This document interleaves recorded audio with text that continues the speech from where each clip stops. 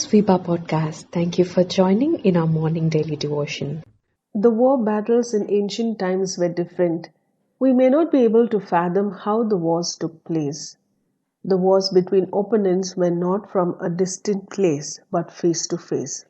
A sword versus a sword, a spear versus a spear, and a man against another man. The wars were violent and it was full of bloodshed. That after the battle, the birds of the air and the beasts of the field were there to prey on the fallen dead soldiers.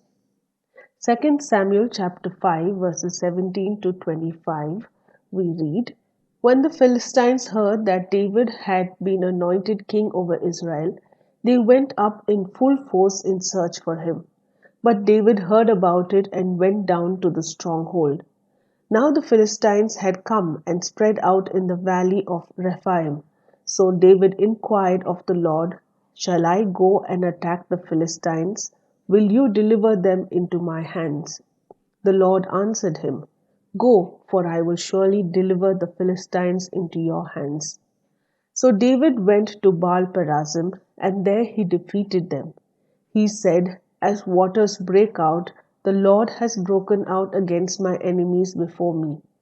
So that place was called Baal Perazim. The Philistines abandoned their idols there, and David and his men carried them off. Once more the Philistines came up and spread out in the valley of Rephaim. So David inquired of the Lord, and he answered, Do not go straight up, but circle around behind them and attack them in front of the poplar trees. As soon as you hear the sound of marching in the tops of the poplar trees, move quickly, because that will mean the Lord has gone in front of you to strike the Philistine army. So David did as the Lord commanded him, and he struck down the Philistines all the way from Gibeon to Gezer. In this Bible passage, we read about the enemy, the Philistines, attacking King David and his army, and how God protects King David. The Philistines were not happy to hear the news that David had been anointed king over Israel. The Philistine army occupied the valley of Rephaim in order to attack King David.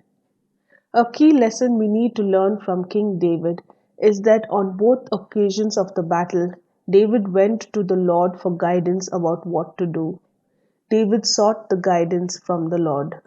It is very interesting to read and know that the Lord's instruction to David in both situations was different, even though it seemed to be the same. The first time, in verse 19, we read, The Lord said to David, Go up, for I will certainly give the Philistines into your hand. The second time, the Lord gave David a different instruction, as we read in verse 23 and 24. You shall not go up. Go around to the rear and attack them in front of the poplar trees. First ask and then obey the Lord's guidance and instruction. Many times we fall back on our experiences, our intellectual ability to logically decide and plan what to do. The Lord's way of doing things may be different for every situation we may face. David understood that his strength is not in himself, but his strength is in God. He could not fight against the enemy without the enabling power of God. So we must pray and seek God's guidance in every area of our lives. We also see God's power manifest. David's victory over the Philistines was no ordinary one. After the first victory, the place was called Baal Perazim, means the Lord who breaks out. The enemy was defeated. In the second attack by the Philistine army against King David, we read in verse 25, the victory was so clear that David struck down the Philistines and they did not trouble Israel for many years after that.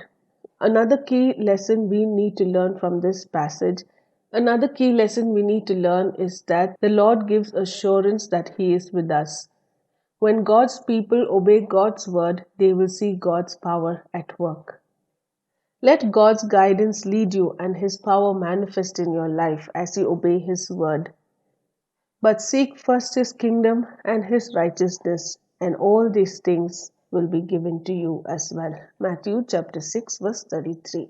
For more details, please contact 916364252164 or email us to info@fibaonline.org.